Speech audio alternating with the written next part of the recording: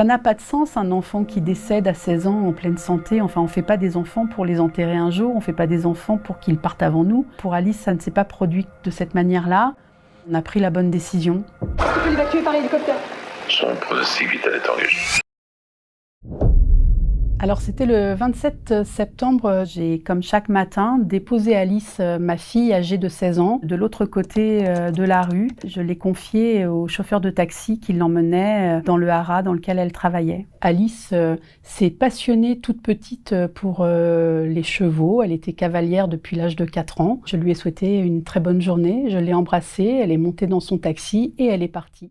J'ai passé toute ma journée à mon travail et puis en fin de journée, vers 17h, j'étais en réunion à la mairie et je reçois un premier appel du chauffeur de taxi d'Alice. Je décroche.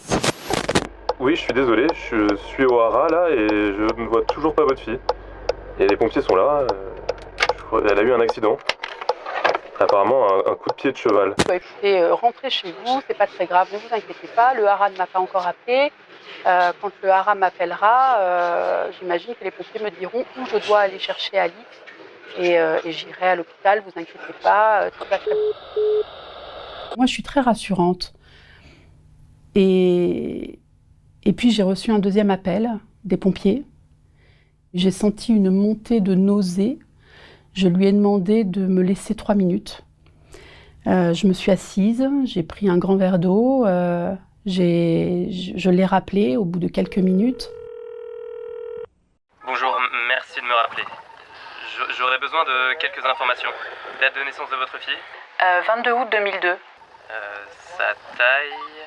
1m70. Et son poids ? Attendez, je comprends pas.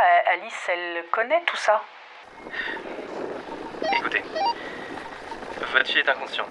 Elle a reçu un coup de sabot dans la tête. Elle a perdu beaucoup de sang. On a dû la réanimer.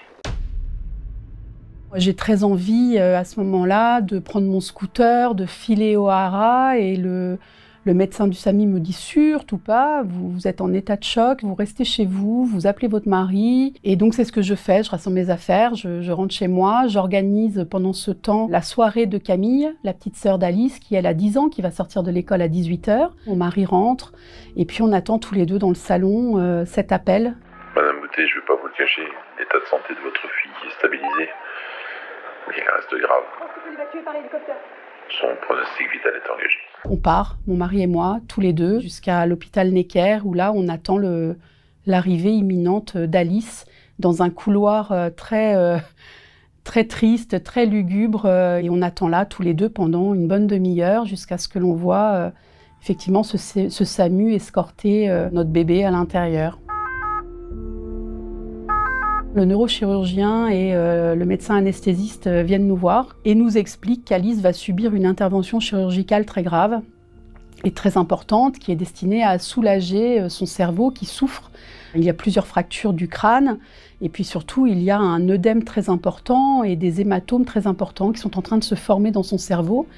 Et donc là, on peut voir Alice pendant une poignée de secondes, le temps de l'embrasser et puis elle part se faire opérer. Dans la discussion qu'on a eue avec le chirurgien à ce moment-là, moi je lui ai posé la question, je lui ai demandé si Alice pouvait décéder des suites de ses blessures.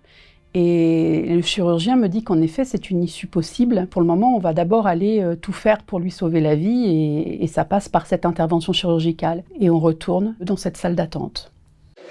Tu te rends compte peut-être qu'elle va décéder pendant l'opération ?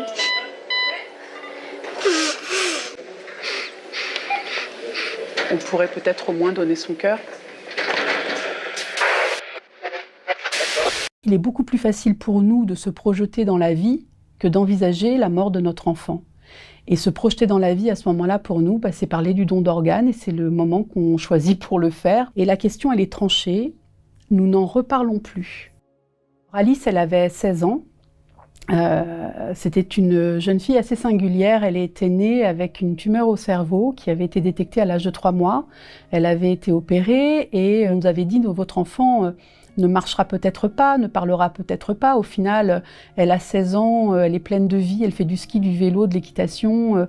Elle a un projet professionnel, elle se projette dans son avenir. C'est une guerrière, c'est une battante, c'est une enfant extrêmement volontaire, extrêmement courageuse. Elle a suivi toute sa rééducation, toute sa vie, avec une pugnacité incroyable.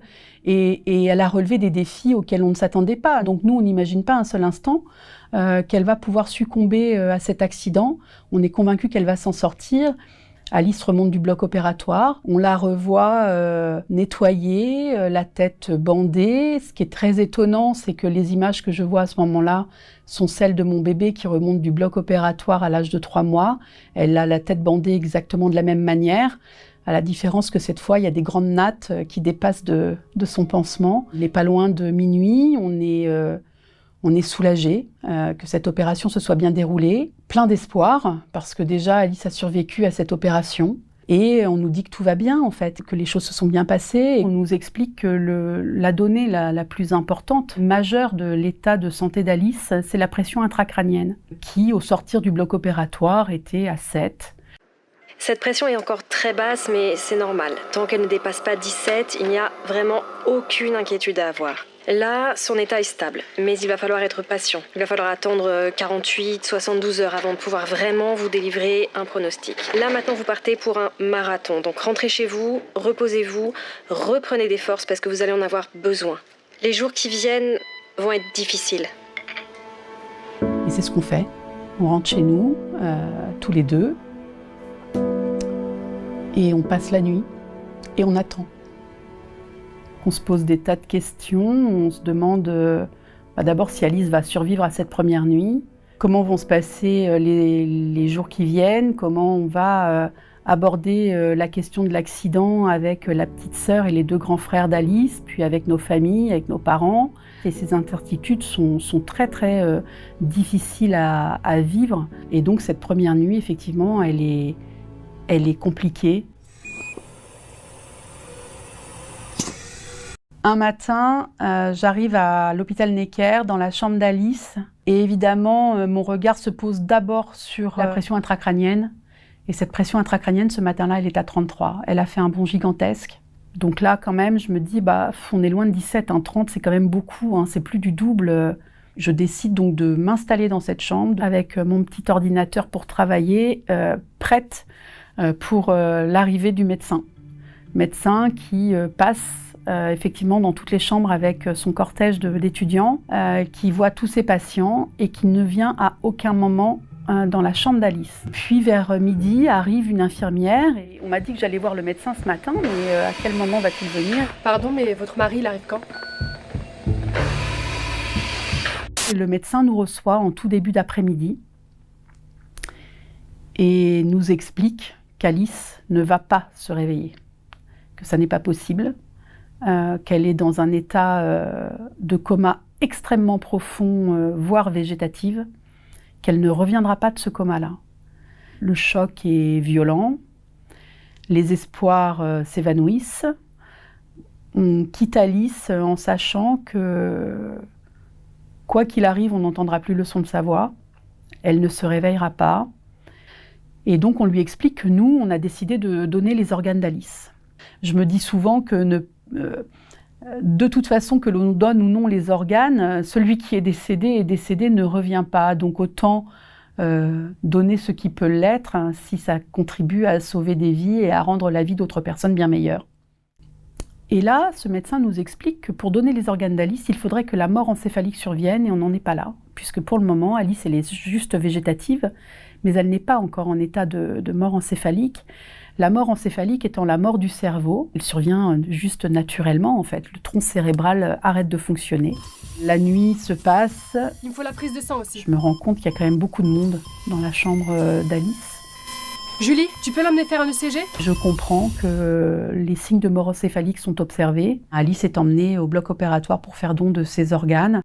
Vous avez eu le bon réflexe de parler du don d'organes avec votre famille. Vous me disiez qu'Alice n'y avait jamais été opposée. Je voulais vous prévenir. Grâce à votre accord de prélèvement, 6 personnes sont en train d'être opérées en ce moment même pour être transplantées.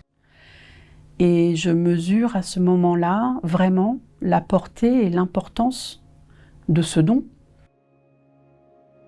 Le jour des obsèques d'Alice, nous sommes de retour à l'hôpital Necker pour la levée du corps. L'infirmier coordinateur des dons d'organes de l'hôpital. Il m'annonce que les 6 personnes qui ont reçu les organes d'Alice ont survécu à leur intervention, que ces 6 personnes vont bien. Et je pars enterrer mon enfant avec en tête le fait que moi je perds un enfant. Eh bien, il y a 6 mamans, quelque part en France, qui ne pleureront pas, elles, leur enfant, et qui ne connaîtront pas ce chagrin indicible que moi je connais. Et il est vrai que le don d'organes n'a pas alourdi mon chagrin. Il l'a pas allégé non plus, le chagrin, il est resté entier et j'ai malgré tout un chemin à faire avec le deuil d'un enfant pour autant que ce deuil soit possible. Néanmoins, le don d'organes a donné un sens à cette mort qui est complètement stupide et tragique. Il n'y a rien de plus idiot qu'un accident qui survient comme ça. Enfin voilà, c'est juste le mauvais endroit au mauvais moment. C'est dire au revoir à son enfant le matin, ne plus jamais le retrouver, ne plus jamais entendre le son de sa voix. Enfin, c'est complètement surnaturel. Eh bien, le don d'organes donne un sens à cette tragédie-là, parce que la vie reste la plus forte, parce que une mort si vit, ce don n'a pas de prix. Ce don est essentiel. C'est pas dans des moments où l'on est sur le choc que l'on peut réfléchir à cette question-là. Moi, mon meilleur conseil, alors, c'est évidemment d'en parler avec ses proches, que ce soit oui ou non, c'est pas ça qui est important. L'important, c'est juste de dire ce que vous voulez pour vous, et ce que vous voulez pour vous sera respecté. Et surtout, de ne pas laisser la responsabilité de cette embarrassante question à ses proches. Le don des organes d'Alice n'a rien changé à ma vie, à moi. Le don des organes d'Alice a tout changé pour 6 autres personnes et 6 autres familles. On a pris la bonne décision.